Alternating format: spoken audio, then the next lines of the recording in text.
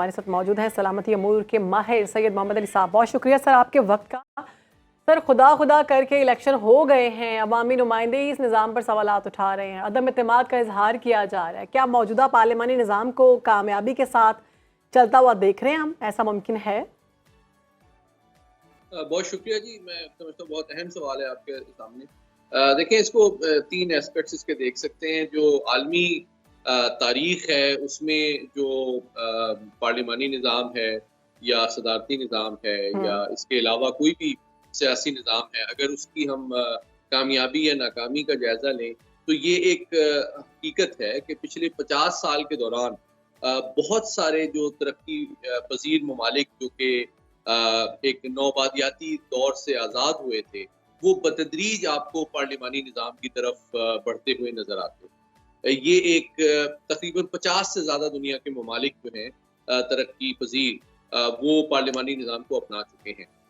दूसरी जानिब आप ये भी देखते हैं कि कुछ ममालिक में सदारती निज़ाम बहुत कामयाबी के साथ नाफिज है, चाहे वो अमेरिका हो, चाहे वो रूस हो, चाहे वो फ्रांस हो या और भी कई ममालिक हैं। लेकिन इसकी कामयाबी और नाकामी का जो सवाल है उसका दारोमदार दो तीन पहलुओं पे है। पहली बात यह है कि आपका जो माशरा है वो किस नौइयत का है, वहाँ का कल्चर क्या है और जो निज़ाम है उसकी आईनी उसकी हैसियत क्या है। पाकिस्तान चूंकि आईनी तौर पे एक पार्लिमानी निज़ाम के ऊपर मुनहसर है, तो पूरी सियासी जो पाकिस्तान का निज़ाम है, तमाम जो डिस्ट्रीब्यूशन ऑफ पावर है और जो जिम्मेदारियों का तयन है तमाम इदारों के दरमियान, वो भी पार्लिमानी निज़ाम के तहत ही है। एक तो ये पहलू है। दूसरा पहलू ये है कि चूंकि पाकिस्तान का समाजी माशरती और जो निज़ाम है उसमें भी बहुत ज़्यादा तनव्वुर पाया जाता है, तो डिफरेंट पॉलिटिकल पार्टीज जो हैं, चाहे वो छोटी हों या बड़ी हों, वो मुख्तलिफ सोच, अंदाज़े फ़िक्र और कम्युनिटीज़ की जो तवक्कुआत हैं उनकी नुमाइंदगी भी करती है। इसीलिए हमारे यहाँ जो सियासी निज़ाम है वो इतना कॉम्प्लेक्स, पेचीदा और किसी हद तक दिलचस्प भी है। सैयद मोहम्मद अली साहब, आपने सिस्टम की बात की है आपने, तो आपको क्या लगता है कि जो मौजूदा सिस्टम है पाकिस्तान का, इसमें रहते हुए अवामी और मुल्की मसाइल आपके ख्याल में हल हो सकते हैं?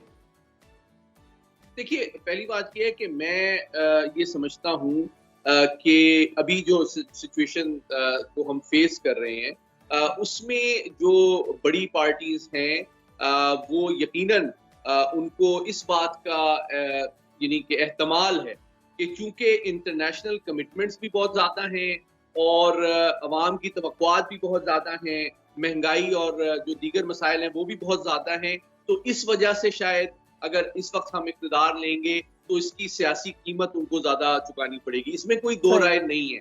लेकिन दूसरी जानिब अगर एक सियासी बहरान जो है वो चलता है और बरवक्त अंदाज में अगले चंद दिनों के अंदर एक पार्लिमानी हुकूमत वजूद में नहीं आती जो कि आलमी तवक्कुआत, IMF के साथ मुज़ाकरात और दाखिली सतह पे गवर्नेंस के निज़ाम को बरवक्त और भरपूर अंदाज में उसकी जिम्मेदारी संभाल सके, तो मैं समझता हूँ पाकिस्तान इस किस्म के किसी सियासी बहरान का मुतहम्मिल नहीं हो सकता। और जो दूसरा पहलू है आपके सवाल का कि क्या हमें किसी और निज़ाम को कंसिडर करना चाहिए, तो डेफिनेटली उस पर बहस होती रही है पहले भी, लेकिन फौरी तौर पे एक निज़ाम को तब्दील करना सियासी, आईनी, कानूनी और समाजी तौर पे मैं समझता हूँ एक हकीकत पसंदाना तवक्को नहीं है। ठीक है मोहम्मद अली साहब, निज़ाम की ही बात कर रहे हैं हम, तो 76 साल से पाकिस्तान में पार्लिमानी निज़ाम ही ज़्यादा अब बात करें तो नाफिज हुआ है। हालात बद से बदतर होते हुए दिखाई दे रहे हैं। क्या समझते हैं, निज़ाम में मसला है या चलाने वालों में मसला? मैं समझता हूँ इन दोनों में भी है कुछ चैलेंजेस, और तीसरा मामला जो है ना, देखें वो मैं समझता हूँ हमारे अंदाज़े फ़िक्र और माशरत का भी है, क्योंकि असल में जो जमहूरियत की कामयाबी होती है वो आपके लीडर्स की मकबूलियत या आपके नारे या बयानिए की अट्रैक्टिवनेस होने से ज्यादा गवर्नेंस के ऊपर होती है, और आपके जो वोटर हैं क्या वो अपने नुमाइंदों को अकाउंटेबल ठहरा सकते हैं, उनकी यानी कि अगर वो अपने वादों पे और बयानिए पे अमल नहीं करते तो क्या वो उनको रिजेक्ट कर सकते हैं। मैं समझता हूँ ये जमहूरियत की कामयाबी के लिए ज्यादा जरूरी है کہ ہمارے جو نمائندے ہیں وہ عوام کے سامنے کتنے جواب دہ ہیں. اگر ہم صرف پاپولیرٹی پہ اور بیانیے کے اوپر سیاست کریں گے اور جو زمینی حقائق ہیں، جو عوام کی خواہشات اور توقعات اور مسائل ہیں اور جو گورننس کے چیلنجز ہیں ان کو اگنور کریں گے یا ان کو حل کرنے سے پہلو تہی کریں گے، تو میں سمجھتا ہوں کہ یہ چیز جمہوریت کے تسلسل کے لیے کیا بحیثیت قوم محمد علی صاحب ہمیں بطور ایک قوم اس سارے فیصلے پر سوچنا نہیں ہوگا؟ کوئی بڑا فیصلہ کرنا ہوگا. آخر کب تک ہم یہ معاملات سارے حالات پر ڈالتے رہیں گے، حکومتوں پر ڈالتے رہیں گے، نظام پر ڈالتے رہیں گے؟ تو کبھی ہم بیرونی طاقتوں کو ساری چیزوں کا ذمہ دار ٹھہراتے ہیں. دیکھیے میں سمجھتا ہوں کہ اگر ایک نظام عوام کی توقعات اور خواہشات پہ پورا نہیں اتر رہا تو یقیناً اس میں امپروومنٹ کی گنجائش ہوتی ہے. دیکھیں یا تو آپ سیاسی نظام کو ایوالو کرتے ہیں یا پھر آپ ریولوشن کی طرف جاتے ہیں.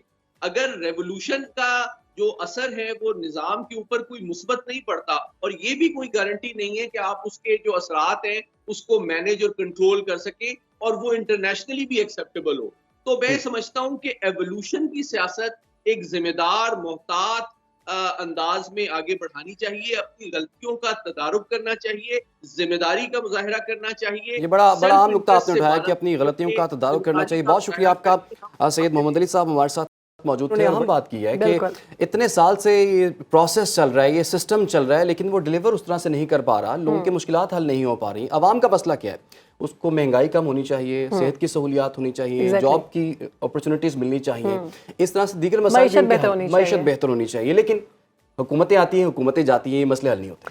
ہم پرعزم ہیں آپ کو آگاہ کرنے کے لیے. اگر آپ دنیا بھر سے حاصل ہونے والی اطلاعات، معلومات اور خبریں جاننا چاہتے ہیں تو ابھی سنو نیوز کا یوٹیوب چینل سبسکرائب کریں اور بیل آئیکن پر کلک کریں.